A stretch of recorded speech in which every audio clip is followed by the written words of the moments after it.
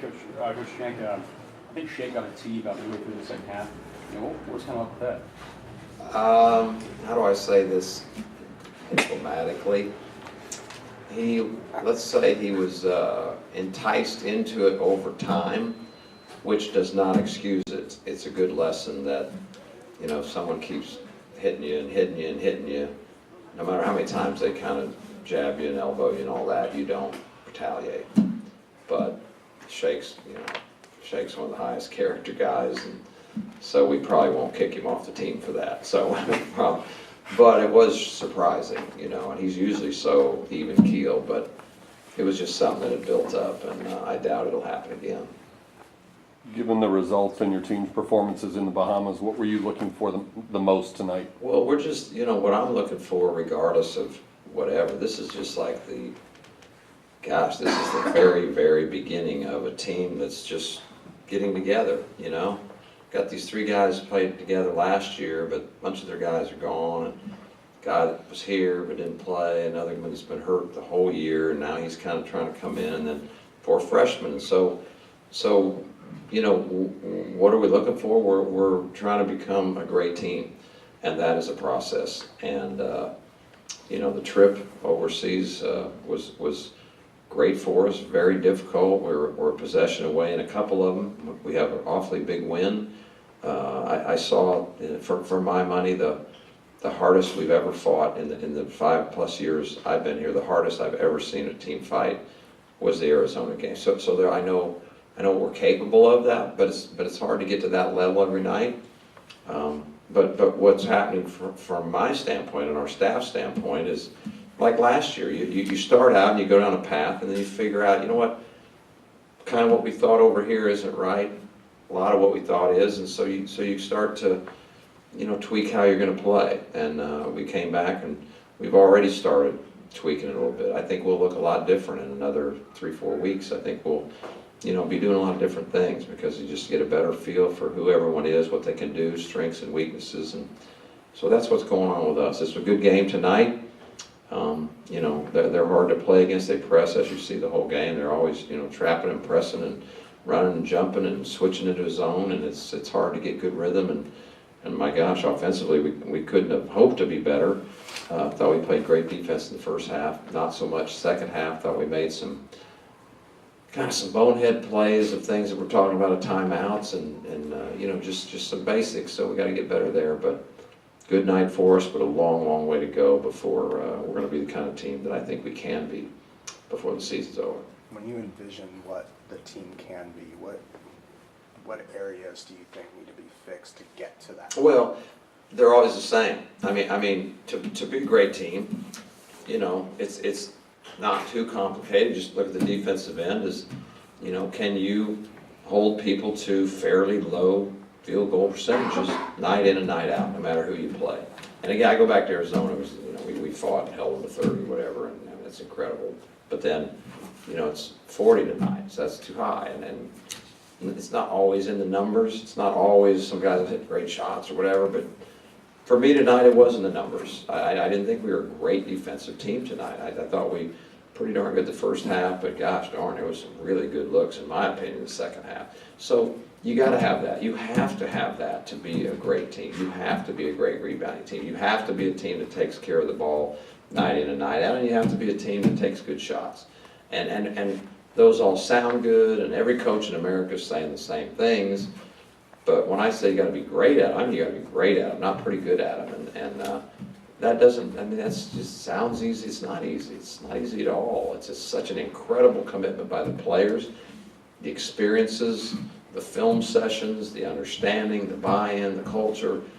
It takes time. It took us time last year, you know, and we had a veteran team last year. This is a young team, so, you know, it may take longer. But really the same form. I don't know anyone. I guess there'd be some teams say we got to turn you over 28 times to win or whatever. That's a whole different deal than not many teams. But basically everyone else has the same, they're saying the same things. It's the same formula. That's what you have to have as your core in order to be great.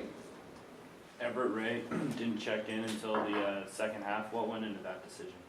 Coy, You know, I mean, we can only, I'm not trying to play a revolving door. I'm not trying to, you know, make sure everyone gets X number of minutes. We're staring down the barrel of some pretty tough games, and Everett's done a very good job for us. I'm nothing against Everett, but Okoye is a guy who's had a lot of experience. He's a talented player. He's trying to work his way back. He practiced a long time ago, was his last real practice, and he's come, I mean, what he's been through has been amazing, but he's got so much good experience, good feel. He's a good defender, great teammate, and so he can really help us as well. So I'm trying to get him in our mix. That doesn't mean Everett's not, but now Okoye's finally, after months, been cleared to play, and he's going to be a very valuable part as long as we keep him healthy and as he starts to get in shape. You know, I mean, come on, how many, was it 2 months? You know, he didn't get to practice, and so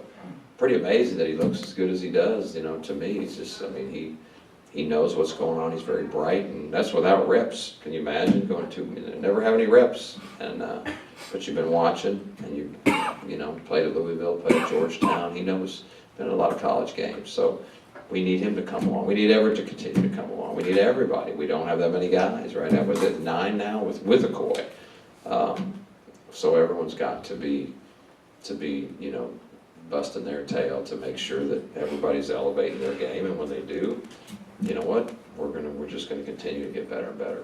All right, so Okoye hasn't practiced with you, and admittedly only 8 minutes tonight. Is that enough for you to even get a sense of, or an impression of what he is? Or? I know what he is. It's more where he is, not what he is. I know what he is when he's healthy and has practiced and is in great shape. I know what he is. It's what I'm looking at is, where is he right now? Where is he right now? And so that's, but you know, I'm not trying to, you know, just worry about tonight's game or tomorrow's situation. We're talking about a season. We're trying to get a team ready for a season, and he's a part of that. He needs to be a part of that, and I hope that he continues to be healthy. And if he is, then you'll see him get better and better, and his conditioning, and then you'll see that, you know what, he is a guy that can really contribute for us. Tonight y'all only had seven turnovers, which is a lot down from the West Kentucky game. Is that a point of focus coming into this game? No, you know what, that's the thing about Terry. You know, of course we talked about a little, but I'm telling you, turnovers is definitely not. It's not something like, one of the worst things you can do as a coach, in my mind, is to go into a game and go, whatever you do, don't turn the ball over. You know, how else are you going to get them to not turn it over other than just to emphasize the heck out of it, right? How else? What else are you going to do to say, can't turn it over? Don't ever throw a pass that looks even remotely hard. Or whatever you do, don't try anything. Just pass the ball around 85 feet and then somebody jack up a shot, and then that way we're sure we're not going to turn it over. To me, that's the dumbest thing you can do. So turnovers, you know, every now and then, you know, who knows why. Maybe it's the third game in 3 days and we were tired and we didn't have the right mentality. Maybe they played great defense. Maybe we just had bad judgment. Maybe we ate bad fish at pregame meal. Who knows? But what I do know is turnovers are dicey to overemphasize. I am very pleased that under that kind of pressure, we only had 7. But for me to sit here and act like, you know, we solved the puzzle, I would be lying to you. That's a tenuous thing, and really it comes down to guys just, you know, over time making simple plays. So I do think they did a very good job of that, of not forcing things. Coach, 4 of your 5 starters had over 15 in scoring tonight. Jimmy has a career night, Foster way up there. I know that this team focuses on being unselfish, but knowing the spark that these guys can be for you offensively, do you think there's such a thing as too unselfish? I don't. Because being really unselfish doesn't necessarily mean certain guys don't shoot a lot of balls on a given night. I don't think that being totally unselfish is just saying, well, make sure everyone gets an equal amount of shots or something. I think what unselfish is making the right play. If I'm open, I shoot every single time. And if I happen to get 20 shots tonight, great. And if I happen to get 4, then that meant I passed more. So I don't look at it like, well, let's see how many, that's, you know, how many guys, well, it's sprinkled around. Well, I would say partly that's because we're unselfish, partly those were the opportunities presented. You'll see some games when one guy will just get a whole bunch of shots, and it doesn't mean we weren't, you know, that we were selfish. It just, or that he was selfish. It just, for me, it's more about just really judging the decision. Were we taking good shots, and were we trying to get our teammate good shots? If that mentality is there, usually, well, for sure over time, then you'll find yourself with good shooting percentages. And if you force things, force shots, force plays, then sometimes it gets frustrated. And I'm going to tell you this, that we're still, like I say, I believe we can help these guys. Could be wrong, but I, much like last year, we started down a path offensively, and we started to feel that, you know what, we want to kind of go over here, and it really helped us. It really worked. It doesn't always, it's not simple, but I do see in these guys, I see a little bit of a direction that I think that we're gonna start going, and I think it'll make us more efficient. Efficiency is what you want. You want to be efficient on offense. You want to be efficient on defense, and if you're putting guys in the right place, hiding their weaknesses and accentuating their strengths and allowing them to have enough freedom and yet not play crazy, then maybe you can get really efficient offensively, and that's what we're trying to do. That's our focus on the offensive end anyway right now. You've pointed out before that we sometimes get too hung up on the points on a stat sheet, but given what you just said about efficiency, is 9 of 12 shooting the best part of what Jimmy did tonight? Well, it's great. I don't know. That's a hard question. Don't ask me hard questions. Ask easy questions. It was I love it. I love that he took good shots, really good shots for him. Love that he played with confidence. That's going to really help us. I loved 6 assists. I thought his floor game was very good.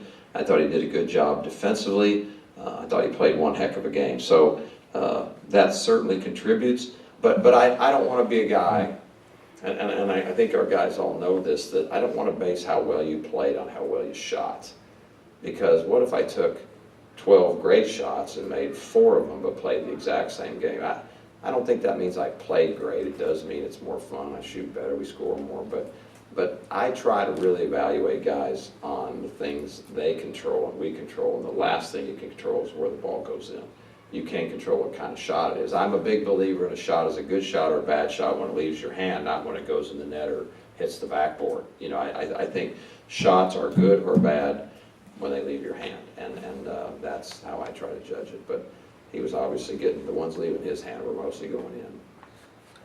How much do you, when you're scouting for USC coming up, how much do you look at just what they've done so far, and how much do you reflect upon the meetings last year? It'll be well, it's certainly... Obviously, some players are gone from both teams. Not many from them. They're great. No. They're basically not many from them. They're going to be one. My mind, in fact, if you look at this guy's a Wooden Award candidate, another Wooden Award candidate, another Naismith candidate, it's like about every guy on their team is up for the draft. This is one of the most, as I tried to say last, it's one of the most talented teams in America, bar none. I mean, USC is ultra talented. It is extremely bad news that most of them are back. I wish it was a rematch. I wish that we had all our guys and they had all their guys. I don't mean well, then we would win. I'm just saying that would really be a cool thing. But we don't. We've got 3 guys back. They got a whole team back. They are going to be one monster opponent, and I don't know that people really realize their talent. I think they'll see it firsthand when they get here. We're going to have to play. We're going to have to play an amazing game. But you know what? Crazy things happen, and Moody's got a little magic in it. So if the place is rocking like I hope, we'll see. But they're a great team. Anything left? Given the relative inexperience of this team, based on your coaching career, they played a great game against Arizona. Do you think this inexperienced teams in general have a tendency to play up or down to their competition? Do you subscribe to that? That's a really good, hard question. I wouldn't necessarily say that, because in some ways I would say really young teams, it's really hard for them to play way up to competition in a lot of ways. Normally that's where you kind of, a great team is just hard for a young team to keep up with, particularly a great veteran team. Because just when you get older, there's just all these little quick decisions that you recognize that when you're young, you're still making all those mistakes. It's not your fault. But I don't think, and I don't think it's the case with us. I don't. There's also this in college basketball, but matchup, style of play sometimes are way more important on how hard it is to beat a team than how recognizable their name is or what they're ranked or, so many times it's matchups, so many times it's style of plays. You can play somebody that one team might think is not very good, and it's like, but for you, it is a nightmare because your weaknesses might just be completely exploited when you play a team. Maybe there's a couple matchups that you just have no answer to, and so I don't think it's quite that simple. I think it sometimes happens exactly like you're saying, but I'll say this: any day of the week, I would take a really, really experienced, talented team any day of the week. That would be the perfect case scenario.